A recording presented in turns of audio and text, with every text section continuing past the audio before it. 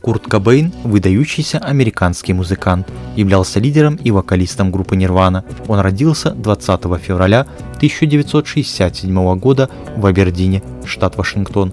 Свою музыкальную карьеру Кобейн начал в подростковом возрасте, выступая в различных группах.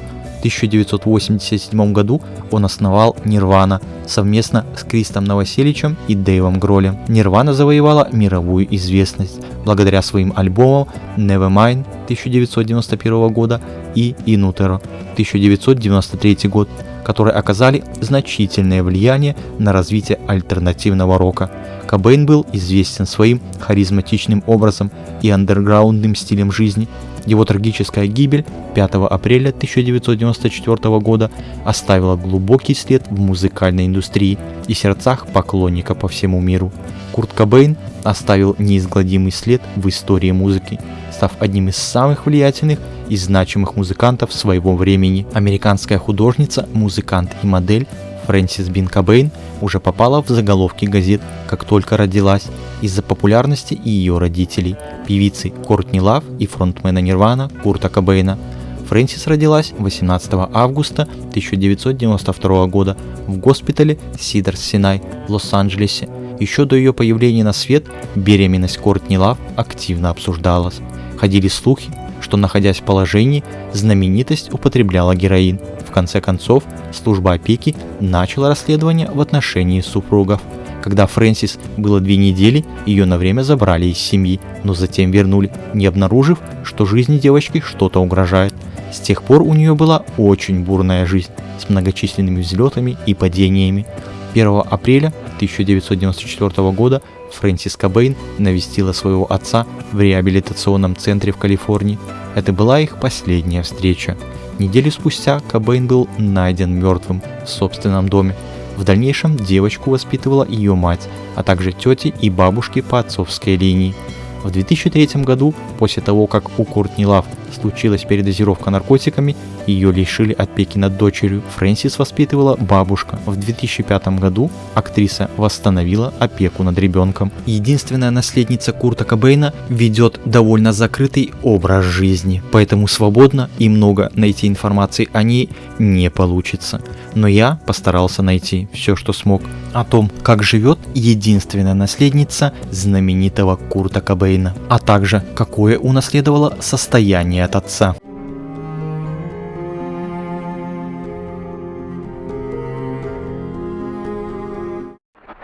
8 апреля 1994 года 27-летний музыкант был найден в собственном доме в пригороде Сиэтла. Было установлено, что он скончался за 3 дня до этого. На груди Кобейна был найден дробовик Ремингтон, а рядом с ним лежала предсмертная записка, написанная от руки на полностью заполненном листе формата А4. Полиция пришла к выводу о смерти в результате самоубийства, однако эта версия в дальнейшем не раз оспаривалась.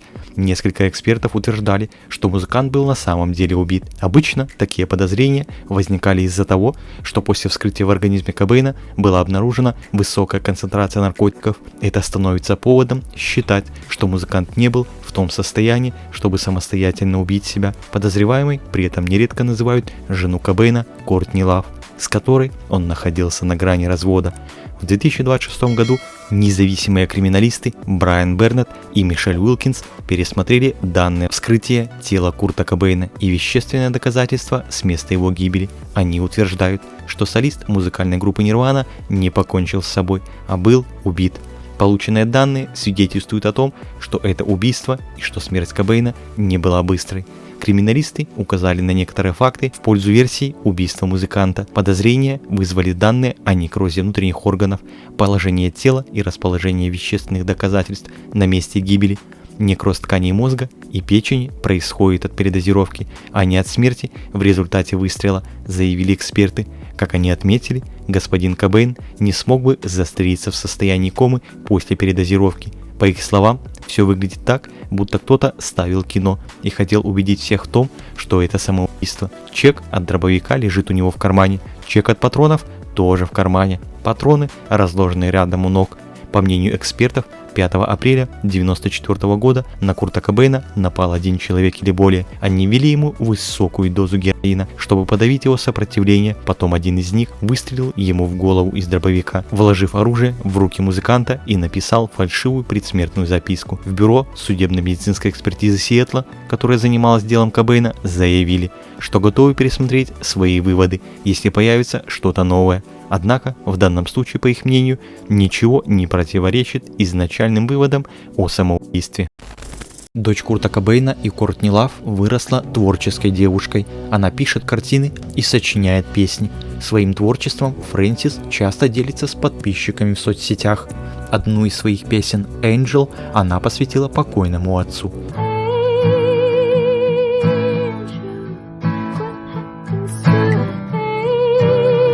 «Я надеюсь, что он будет гордиться тем, кем я являюсь, даже если ему не нравится искусство, которое я создаю», рассказывала она в 2018 году в интервью.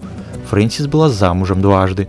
С 2014 по 2016 год она состояла в браке с певцом и гитаристом Исайей Сильвой. Развод был непростым, так как пара должна была поделить между собой имущество, включая то, которое перешло девушке после смерти известного отца. В результате решения суда Исайе Сильве досталась гитара, с которой солист группы Нирвана выступал на MTV в ноябре 1993 года. В 2021 году Фрэнсис начала встречаться с профессиональным скейтбордистом и музыкантом Райли Хоуком, сыном известного скейтбордиста Тони Хоука. Поженились Фрэнсис и Райли 7 октября 2023 года. Ведущим церемонии стал фронтмен группы REM Майкл Стайп. Так что связь наследственной невесты с рок-музыкой налицо. Визуальный художник, номинированный на премию Эмми, это все про нее, теперь живет здоровой жизнью, полностью отказавшись от алкоголя и наркотиков с 2016 года. Согласно изданию Celebrity Network, Фрэнсис Бин Кобейн имеет огромный собственный капитал в размере $200 миллионов, во многом благодаря наследию своего отца. Фрэнсис Бин Кобейн является единственным ребенком любви Кортни Лав и музыкальной иконы Курта Кобейна. У Фрэнсис было тяжелое начало жизни из-за наркотиков Кортни и службы опеки, но Фрэнсис смогла вернуться к своим родителям и жить нормальной жизнью. Однако, как только все начинает стабилизироваться, ее отец Курт Кобейн из гранж-рок-группы Нирвана покончил с собой, когда ей было всего 2 года. Поскольку она была единственным ребенком фронтмена Нирвана, она автоматически наследовала его огромное состояние. Поскольку Нирвана является одной из самых продаваемых рок-групп всех времен, Фрэнсис сразу наследовала огромную сумму денег, а как только ей исполнилось 30 лет, она получила право на трастовый фонд в размере $200 миллионов. Она также является единственным владельцем прав на рекламу Курта Кобейна. Изначально права контролировала Кортни, но с годами она накопила огромные долги. В конце концов, она взяла ссуду из трастового фонда Фрэнсис в размере $2,75 миллиона, но была вынуждена отказаться от прав на рекламу. Как только Фрэнсис исполнилось 18 лет, она регулярно получала около $100 000 в месяц за права, инвестиционные дивиденды и гонорары за произведение искусства Курта. Жить на $100 000 в месяц – определенно мечта для большинства людей. Однако Фрэнсис призналась, что временами указанной суммы не хватало. Иногда она тратила в 2 раза больше из-за своего роскошного образа жизни. Не помогало и то, что в то время она тяжело боролась со злоупотреблением психоактивными веществами. Фрэнсис призналась, что то, как жили ее родители, повлияло и на ее жизнь.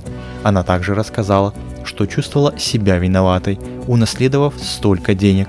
Она думает, что ее отношение к деньгам относительно отличается от отношения нормального человека, поскольку она их не зарабатывала. Она добавила, что чувствует, что деньги, которые она использует, получены от кого-то, кого она никогда не встречала. И это похоже на кредит, от которого она никогда не избавится. После долгих лет чрезмерной жизни к ней наконец пришло озарение в 2016 году, когда она решила остановиться и избавиться от своих зависимостей. После многих лет саморазрушения она смогла правильно распоряжаться своими деньгами после того, как завязала с наркотиками и алкоголем. Хотя Фрэнсис и привыкла жить экстравагантно, сейчас у нее улучшились навыки управлением деньгами и финансами траста. На огромные деньги, которые она накопила за эти годы, она смогла купить потрясающий пляжный дом за $2,3 миллиона, расположенный в прекрасном районе Пойнт-Лома в Сан-Диего. Пляжный домик расположен на площади в полгектара земли, вдали от улиц, защищенный воротами и заборами. В настоящее время Фрэнсис живет в пляжном домике с великолепным плавательным бассейном, площадкой для костра и забавным игровым домиком. Переезд Фрэнсис на солнечные берега Сан-Диего пойдет на пользу ее психическому здоровью. Недвижимость представляет собой модернизированный дом с открытой планировкой. Она всегда жила изысканно, так как до переезда в пляжный домик жила на Голливудских холмах. Дом в испанском стиле представляет собой виллу с 4 спальнями и собственной студией звукозаписи. Затем она продала недвижимость за $2,7 миллиона и переехала к безмятежной жизни рядом с пляжем. Несмотря на значительное наследство Фрэнсис, она предпочла жить в скромном особняке в Сан-Диего, которое ей нравится больше других. 17 сентября 2024 года 32-летняя Фрэнсис Бин Кобейн впервые стала матерью. Она родила мальчика. Об этом она сама сообщила в соцсетях. Фрэнсис выложила серию фото с маленьким сыном, которого она и ее муж, 31-летний сын известного скейтбордиста и предпринимателя Тони Хоука, Райли, назвали Ронином Уокером. «Добро пожаловать в этот мир, мой прекрасный сын. Мы любим тебя больше всего на свете», — написала Фрэнсис. Тони Хоук уже оставил под публикацией свой комментарий: «Мой любимый внук». Фрэнсис занимается в настоящий момент воспитанием ребенка и как творческая личность продолжает дальше творить в художественном и музыкальном плане. Но и про работу модели никто не забыл. Уверена, она нас еще и не раз порадует своим творчеством, которым делится в соцсетях, а также не забывает о своем отце.